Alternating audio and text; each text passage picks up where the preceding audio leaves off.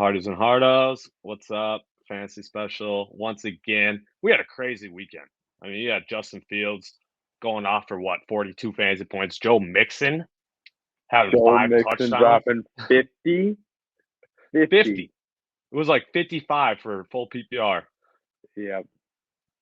That is insane to think about. 5 touchdowns, 200 yards. I mean, that's up there for some of the most fantasy points ever in a game, honestly. And for the way Joe Mixon's been struggling, to see him do that, that was nuts. So there was other. We could go on and on about all the crazy stat lines from this past week, but let's just jump right into it, Spinny. Waivers. We're gonna run with waivers again this week. I'll start it off with more of a fringe guy. Not sure how much impact he will make, and that's OBJ. As reports heat up here about him potentially being cleared full activity by the end of this week, even. This is the time to go pick him up. He's already owned in 42% of leagues, at least on Sleeper. And his fantasy impact will obviously be tied to whatever team he signs with. So, if he signs with the Bills or the Chiefs, a high explosive offense, you would love that. But, if he gets signed to a team that, is hoping to make a late season push like the Packers or the Rams or something like that, might not be very good. We'll see. But I mean, he's worth a pickup, right? He might not play until the playoffs, but if you have the chance to have OBJ on a talented team during fantasy playoffs, you might as well take that opportunity. So pick him up this week before you lose out. Yep. OBJ, he's got to be on the team, right? There's too much talent. There's too much offensive what crappiness. I don't know the words to use, Yeah, but there's I too many mean, bad offenses in the league right now to have OBJ not playing on the team. That's what I'm saying. Okay, absolutely. my first one is a guy I've had before on this segment, and he is a tight end. He scored a touchdown last week. He was tight end 4 last week. That's Cade Otton. When Brady went and the Bucks went to the hurry up late in the game, which can we just run the hurry up the whole game or what? Seriously. Or Seriously. is that not a thing? Because like if Brady can't do it or whatever, he's 45. I get it, but like if they could run the hurry up the whole game, their offense would actually be effective. It's like Yeah, their regular holy offense cow. has been brutal this year when they're just running their regular pace. Yeah, Every time but they pick it up, things click. their 2 minute offense is great every time. So it's Yeah. like, can we just run it? I don't know. Anyways, Cade Otton, Brady seemed like in the red zone, especially, he really was liking to go to him. 6 targets, 5 the week before that, 5 the week before that. So either way, Brady is looking his way about the same amount, and he's starting to get more red zone targets as well. Got his first touchdown last week. I think that's something that could continue. Again, this man's only on 20% of leagues. So a lot of leagues where you're trying to find a tight end at this point, you got a great team, you're pushing to the playoffs, but your tight end is getting you 2.5 points a week. Welcome to a guy that could at least every other week get you closer to 10. Yeah, I like Kate Otten. I'm glad you reiterated him this week because, like you said, he had a great game this past week. And Tom Brady, obviously, with, Gronk, that's a little different situation, but he's historically loved to throw to his tight ends. So this is definitely a good pickup. Terrace Marshall is my next waiver target. I would say he is only a target for your deeper leagues, 12 and 14 teams. I wouldn't consider him at this point in 10-team leagues or anything under 12, I should say. He has had 86, 93, and 92% snap count in these 3 games since Robbie Anderson was traded. So he's clearly WR2 on the Panthers. Uh, Again, that's why I say he's more of your deeper leagues target, given he plays on the freaking Panthers. But he's had 10.7 and 12.8 fantasy points these last 2 weeks, so double digits his last 2 weeks. Uh, One with PJ Walker, the other with Baker Mayfield. So it's good that he's showing some chemistry with either quarterback, since we don't really know who's going to be starting going forward. So yeah, deeper leagues, you need some wide receiver help. This has got a target. He's only owned in 12% of leagues. I like that. I like that. I am going to go to a. if you're like me and you got a bunch of Matt Stafford stock right now and you're hating your life, if you're in that club, which I think some of us are, there's a guy who's available, only rostered in 41% of leagues and only started in 22% of leagues. So it's a guy you could on the low key target, QB 12. So in your 12 team leagues, especially a guy that gets you points, especially on your quarterback bye weeks, if not as a starter instead of Stafford or some of the lower end guys you got. And that is Marcus Mariota. He is QB 12 still. He has scored last week. He only scored 7, but again, the next 4 weeks he plays against bottom 10 fantasy defenses against quarterbacks. Carolina, Chicago, Washington, and Pittsburgh are the next 4 games for them. So that is a schedule you like, and that's some point scoring that you like over the time to make it into the fantasy playoffs. Yeah, I like that one. Essentially the same type of player would be like Daniel Jones. He's only owned in about 40-some% of leagues. They're essentially the same type of guy, run first, give you rushing value, in passing. But I mean, yeah, those are definitely guys to target, especially if you're dealing with the Matt Stafford situation like Spinny over here. Just sigh. It's all you can do at this point of the season. My last waiver target, honestly, this is a guy I wouldn't even recommend picking up this week, but definitely put him on your watch list and potentially pick him up after this upcoming week, and that is Samari Tour. I don't even know. I could have butchered both his first and last name there. He is literally owned in 0% of leagues. It doesn't even register as a percent right now. He didn't even see a snap for the Packers. He's a Packers rookie receiver, for those that don't know. He didn't see a snap until week 7. He had 4 targets these last 2 weeks, which equaled 10.2 fantasy points in week 8, 4.4 only this last week.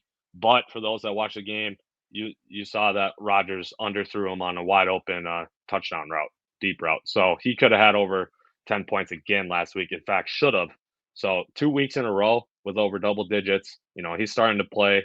Romeo Doubs is now out for, at least 4 weeks. He got a high ankle sprain. So he's out at least 4 weeks. And you got the other guys, Christian Watson, Alan Lazard, and Randall Cobb, who have all 3 of them have battled injuries this year. So not a healthy wide receiver core. Rookie receiver who seems to be getting all the deep threat routes now for the Packers. This is the guy to keep on your watch list going forward. I like that. I like that. So I think that'll wrap up our waiver pickup segment, and now we'll jump to buy or sell. So we'll each throw a guy out and ask the other one to see what they think, and then we'll give our explanation on them. So I'll let Buff go first. Okay, so my first guy here is Jamal Williams. Spinny, buy or sell? Oh, that's easy on a buy just because of touchdown production solely alone. Yeah, you're right. He's RB15 as we speak. He's a buy for me as well. He's started in 61% of leagues, owned in only 85% for some reason. He outsnapped DeAndre Swift, who played last week, 61-16. I'm not really sure why Swift only got 16% of snaps, but it's clear that he's not fully healthy. And I would assume he's not going to be the rest of the season. It's DeAndre Swift. He has missed how many games in his short career so far? I don't have any faith in this man staying healthy. Jamal, on the other hand, has stayed healthy all year. He has seen double-digit carries in every single game this year. Jamal Williams, every single game. DeAndre Swift, on the other hand, only once, and that was in week 1. DeAndre Swift's carries in the 5 games he's played, 15, 5, 7, 5, and 2. So it even seems like Jamal Williams is the lead back, even when Swift plays, at least rushing the ball. Obviously, Swift gets a lot of receiving downs, but this is a guy you got to buy, especially if you have Swift. If you don't have Jamal Williams when you have Swift, you've probably been hurting so far this year.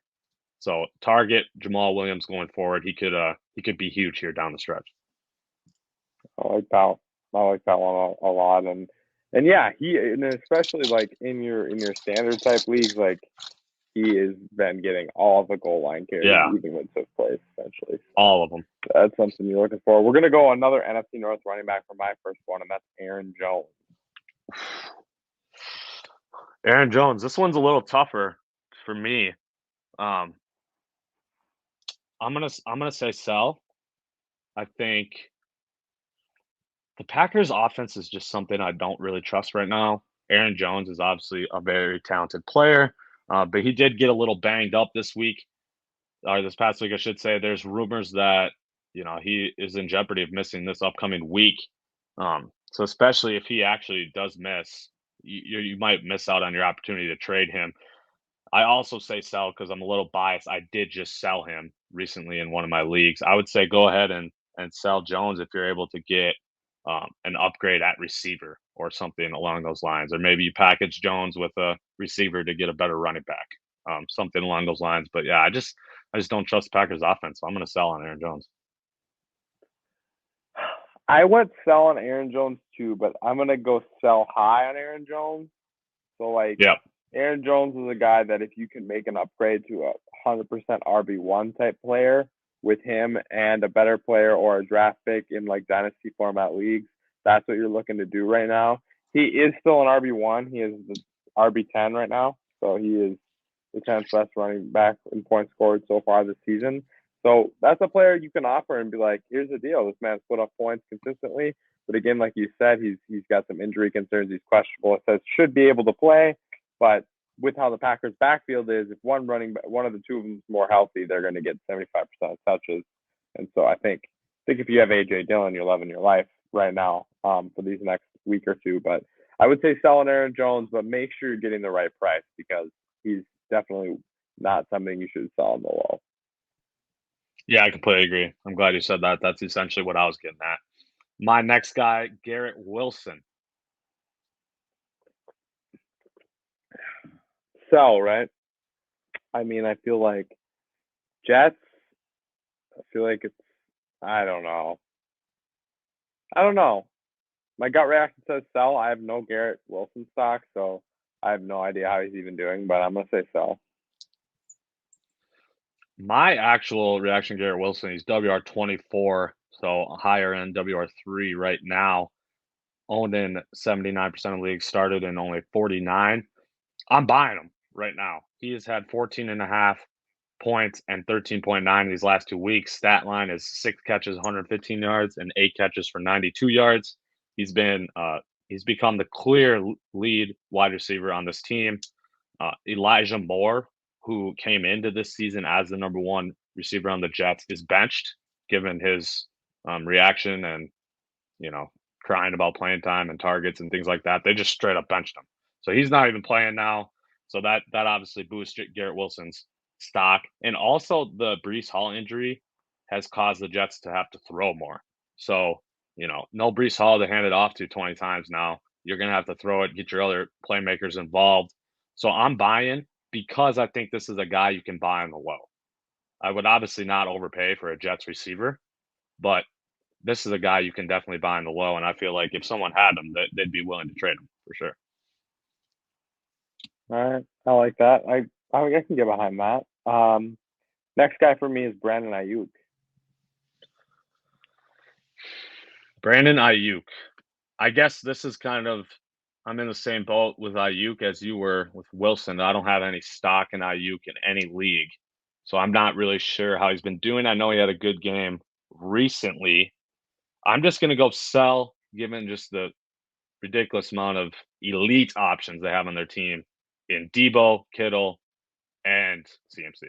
Um, those three elite options. That's a lot of mouths to feed. But I'm pretty sure Debo's hurt, isn't he? Yeah, Debo's hurt. Got a chance to play this week though. It's kind of in the air still. I'm going again, same kind of deal. I just said with Aaron Jones, and that's sell high. I think this is a guy who is WR21 in half PPR leagues, which is somebody that is definitely startable in your flex spot. That's for sure. He has been WR3, WR24, and WR10 the last 3 weeks.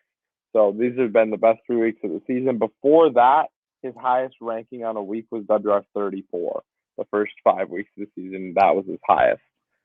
So I think this is a guy again you want to sell high, coming off a bye, try to use him to get a real like star type receiver, and that's that's the type of thing you should be looking to do with him or running back.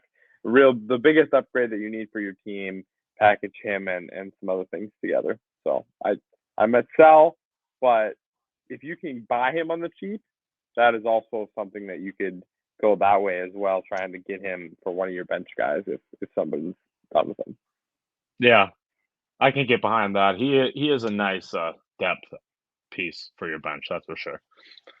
My next guy I'm gonna throw out there, Gabe Davis.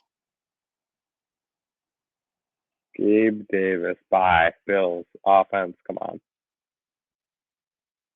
Really? Yep, buying him up.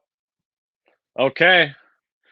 I'm taking a Spinny approach for Gabe Davis here, selling him, but only high. Only selling Gabe Davis high, unless you can get a clear upgrade at wide receiver. I wouldn't sell him. But given his lack of production thus far, this is a guy you definitely can sell. He's been volatile so far, meaning he's up and down all season. He's WR 37. He started in 75% of leagues. He's had 2 catches for 33 yards and 2 catches for 35 yards these past 2 weeks.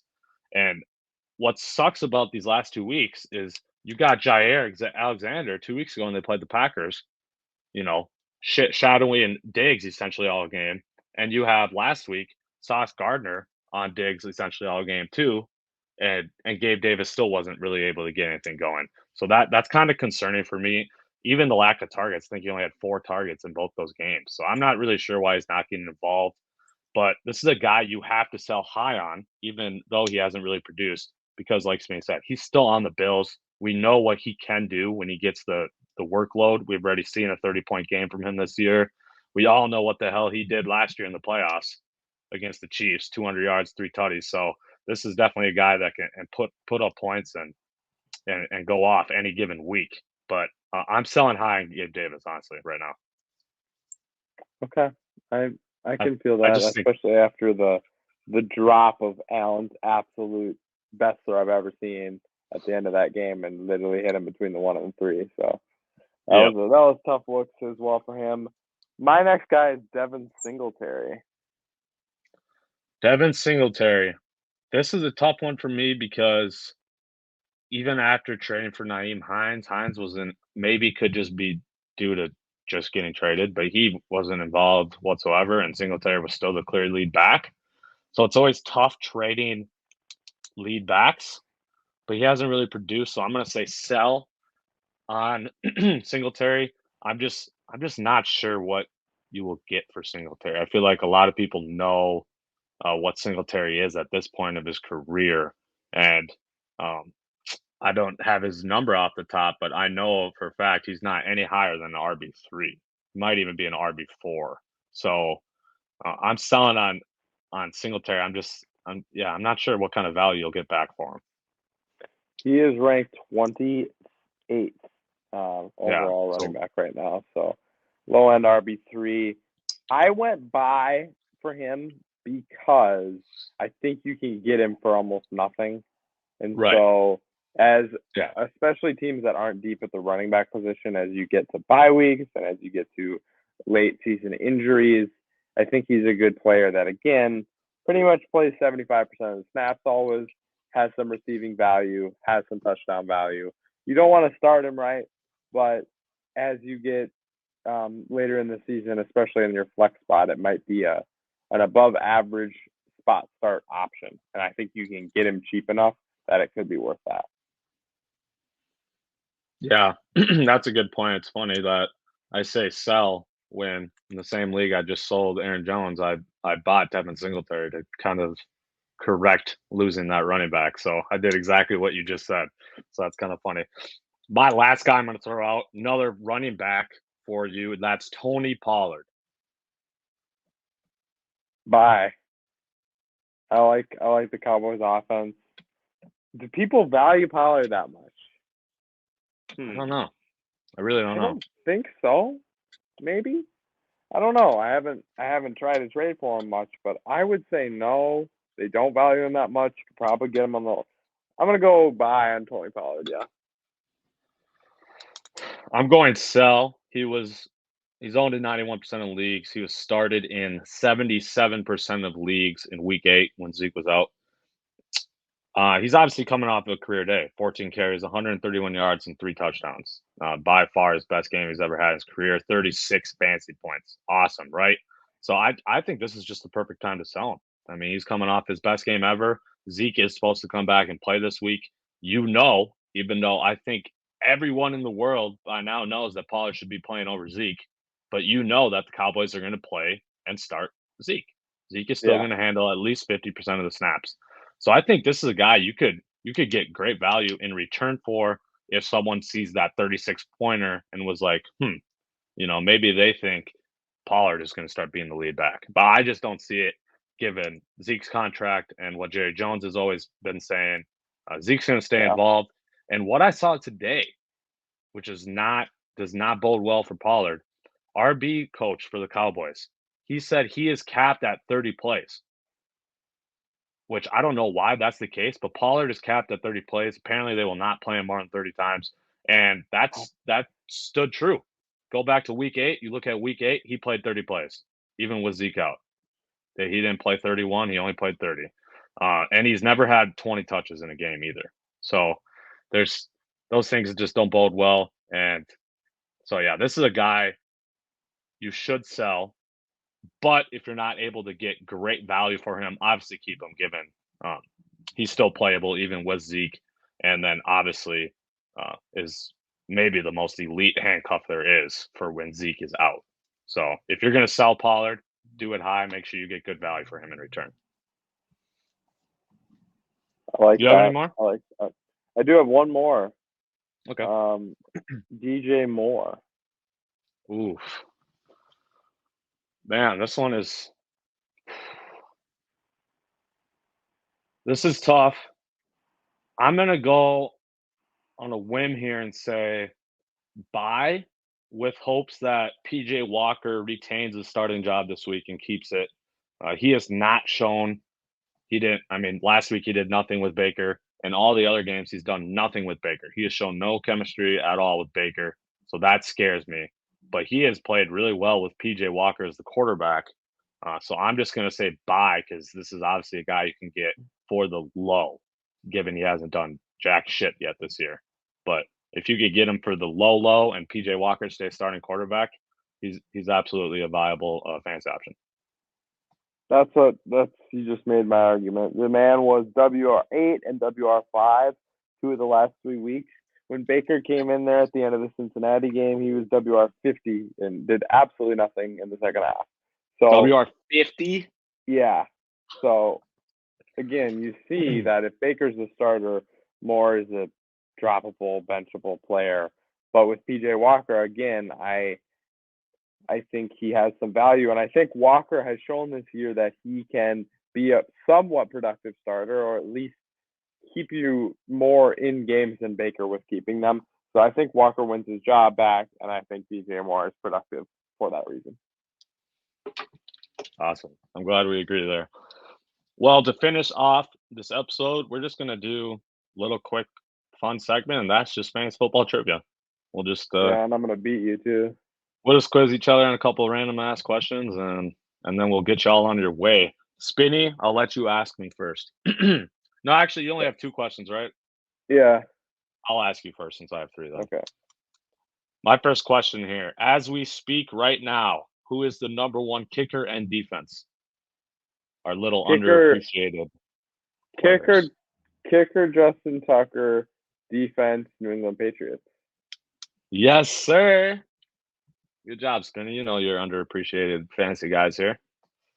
It's funny because you just ruined my second question, which was which defense has the most fantasy points this season. So okay, well let me throw out some other ones. I think 2 is the Cowboys. Yep, that is correct. I believe 3.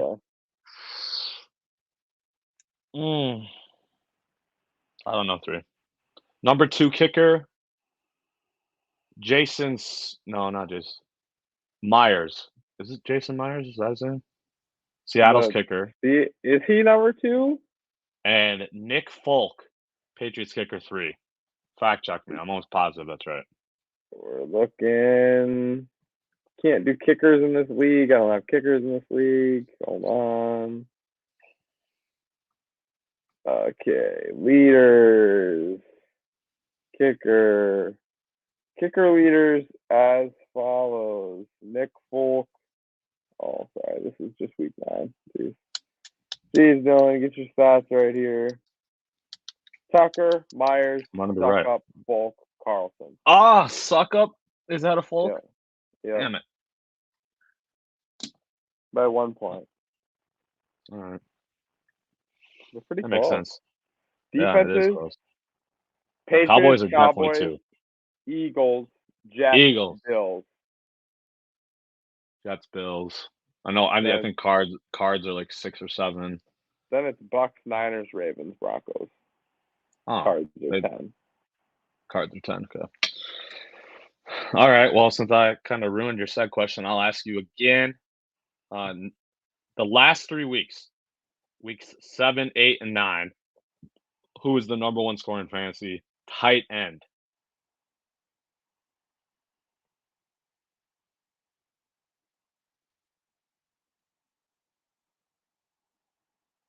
I'm going to give you a hint. TJ Hawkinson.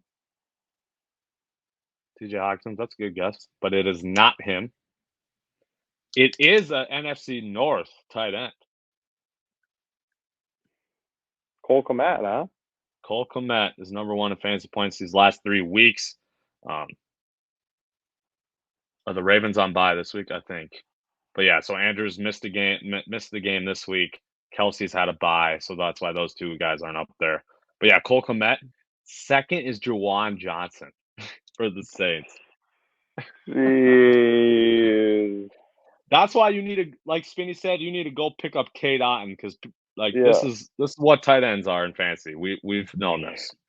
It's real. This year's really bad, though. I feel like it is. I feel like it's worse than normal. Exceedingly bad. Yeah.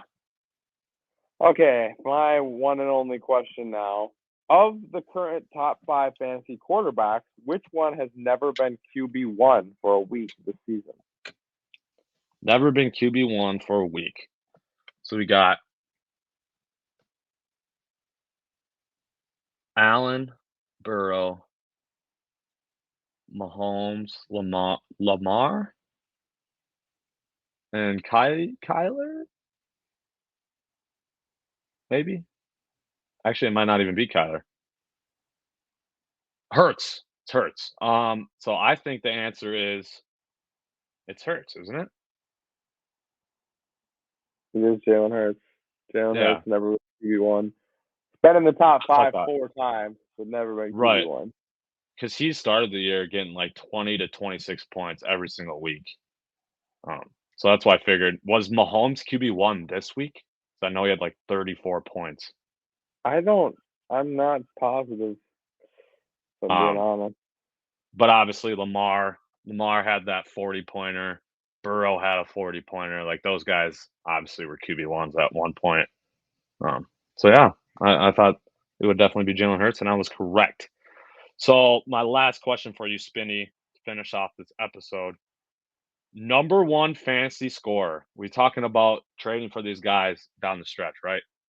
Fantasy scorer during the playoffs last week. Weeks 15, 16, and 17. By the way, if those aren't your 3 playoff weeks, your league is messed up. Your league needs to end in week 17, not week 18 or week 16. Week 17. Come on now. Spinny, who was the number 1 fantasy scorer during the playoffs last year? This is all players. Cooper Kupp. No. Wasn't even number 1 receiver. All players. So that's the quarterback, most likely. It's a quarterback. The top 5 were quarterbacks. And 6th was the first position player, which was a receiver. Brady? Nope. Rodgers. You're close with Brady just because his last name starts with the same letter. Burrow? Joe Burrow led all fantasy scorers by even 10 points. He had a 10-point lead over second. So he was huge down the stretch last year. Maybe he could repeat that effort and win some win some of you guys your fantasy league if you have Hopefully not, him. because I don't have him in any league. So nope, no go for Joe this year. Bonus, Spinny. Who was sixth? Who was the first position player Jay or Jettis. non QB? Nope, it was Taylor? start NFL record for or tied NFL record for most games in a row with 8 catches. Oh man, I should know Yeah, you're drawing a blank on his name. that. Yeah, I am. Second year player, Oh, I'm on Raw. Amon-Ra St. Brown. Yep, he was the highest regular position player last year during the playoffs. Well, that was fun. That was a fun little way to end the episode. That was. Except you kind Go of beat ahead, me. That drop wasn't comments. fun, but Yeah, I mean, kind of sucks when we essentially had the same question. So you yeah. basically only asked one question. Yep, tough for me. Tough for all of us, Cardies and Nardos. But thank you for listening, and let us know what you think. Absolutely. See y'all next